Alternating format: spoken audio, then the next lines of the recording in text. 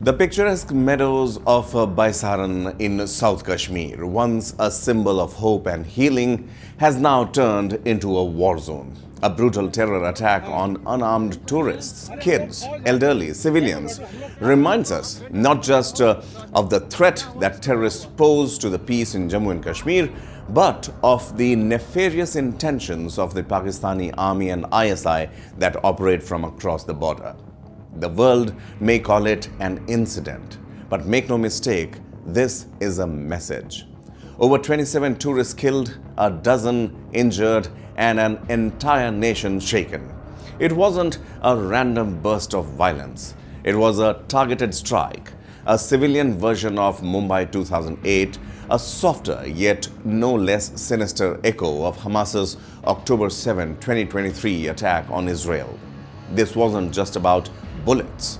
This was about breaking India's confidence and Kashmir's emerging sense of normalcy.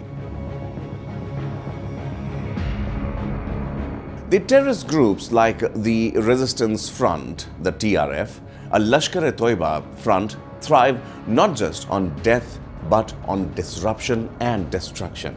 Tourism is the economic heartbeat of Kashmir, and attacking tourists sends a cruel but calculated message.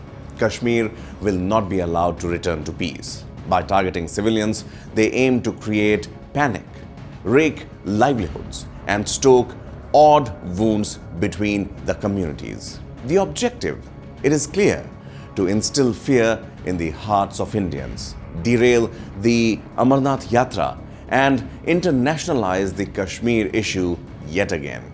It's a cynical strategy: kill civilians, scare 1,000, maybe lakhs. So, why now? The timing of the attack is no coincidence. Offline registration for the Amarnath Yatra began this week. Kashmir has been relatively peaceful post the abrogation of Article 370, and tourism was bouncing back. But whenever Kashmir shows signs of moving forward, there are vested interests run by Pakistan that press rewind. Pakistan, facing internal chaos, economic freefall, and global isolation, finds relevance in destabilizing Kashmir. With India deepening its strategic partnerships with global powers like United States and Russia, Pakistan-sponsored terror becomes a cheap and a cruel way to reassert itself in the headlines. So what are the options in front of India? India has been here before. Remind you, after Uri, there was a surgical strike. Post Pulwama, there was Balakot. The doctrine has evolved. Terror and talks can't go hand in hand. But Pahalgam is different. This was not a strike on a convoy or a security post. This was a message written in the civilian blood. India now faces a difficult but necessary choice. Should it respond in kind? A kinetic response is always on the table. Surgical precision strikes at terrorist camps in POK could send a strong signal. But India must also respond smartly, diplomatically, isolating Pakistan further, pressing the FATF to take harder stances, and leveraging intelligence partnerships with the West to dismantle terror infrastructure brick by brick.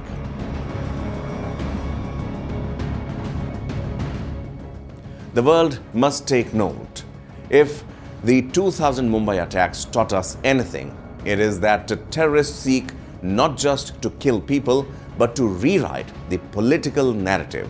They aim to turn Kashmir from a developmental project into a battleground. The world must see this attack for what it is, not a local disturbance, but part of a transnational jihadist playbook. Tourists were not just collateral, they were the target. Their presence signified peace. Their absence is what the terrorists want. This is a test not just for India's military, but that of the political will as well. Will we let a handful of cowards with guns rewrite the story of Kashmir again?